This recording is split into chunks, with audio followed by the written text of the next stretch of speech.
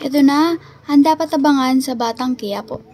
Muli na namang mapapanood natin ang nakakahindik at nakaka-excite na palabas ng Batang Quiapo dahil dito mabubunyag ang tunay na kabutihan na natatago sa puso ni Tanggol.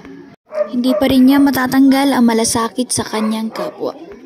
Dito sa senaryong ito ay patuloy na nagkahabulan pa rin ang mga kaibigan ni Tanggol at ang mga tauhan ni Ramon. At kasama dito ay ang nais nilang paghuli kay Fatima.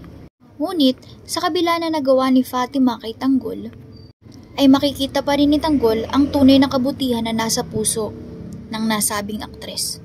Si Fatima ay galing sa mahirap na angkan ng mga belido. Kaya wala siyang ibang choice kundi gumawa ng isang masamang bagay para maiahon sa hirap ang kanyang mga magulang at ang kanyang mga kapatid, kasama dito ang paglaya ni Maki sa kulungan. Kaya sisikapin ni Tanggol na iligtas si Fatima sa kabila ng nagawa nito sa kanya. At tinantunghayan ang susunod na mangyayari. Kung akala mo ligtas ka na,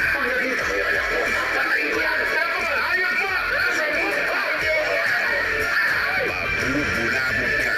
Tony Emilio, kapalit ang buwan ng anak mo. Hindi ko kailangan gawin ito. Gagawin ko lahat para makita ang kasalanan dito ang buhay ng pamilya ko. Sasabi ko, pero magkakaroon ng isip ko si Jesito. Kaya pinagkakaroon mo. Ayaw ko na. Limaki ba? At kung sino pa ang biktima? Sakaling magkaon sila. Hindi mo na lang ang gatilyo. Lagyan natin ang makal yung pera ng pinili natin sa kanila. Kung hindi sila tumupan sa usapan, masusundan natin sila. Habang may panahon pa, tumakas ka na. Itakas mo na ang pamilya mo. Makinig ka sa akin! Wala pa sila, Papo.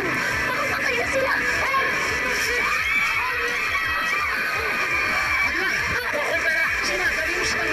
Siya ang magtatanggol sa'yo. Hindi tatanggal ng tatay ko. Ang nila ako naman mga kaibigan nyo. Para taas na tayo tatay. Kaya nila, makikita ko sila sa bakit. Wala ka ano mo. Dito na kita iiwan. Wala ko yaman. Hindi mo naman yan. Iiwan ka.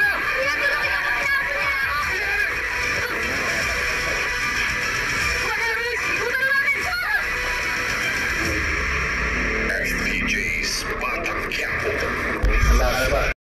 At dito na nga mag-uumpisa ang pagkakaibigan ni Tanggol at ni Fatima. Dahil sa di naasahang pagkakataon ni Fatima ay sisikapin ni Tanggol na iligtas siya nito sa gitna ng kapahamakan. Ginawa naman ito ni Tanggol na iligtas si Fatima dahil hindi kasamaan ang lahat na nakikita niya sa taong ito, kundi may kabutihan din sa kabilang banda. Oo, lahat tayo ay nakakagawa ng mali. Pero alam ni Tanggol na darating ang araw na magkakaroon din ng chance si Fatima para makapagbagong buhay. Kaya sisikapin ni Tanggol na matulungan si Fatima kahit na anong mangyari. Kaya kung di ka pa nakasubscribe sa akin channel, you can subscribe now and hit the notification bell para panatilihing updated sa mga susunod na kabanata ng Batang Quiapo. Thank you for watching! God bless you all guys!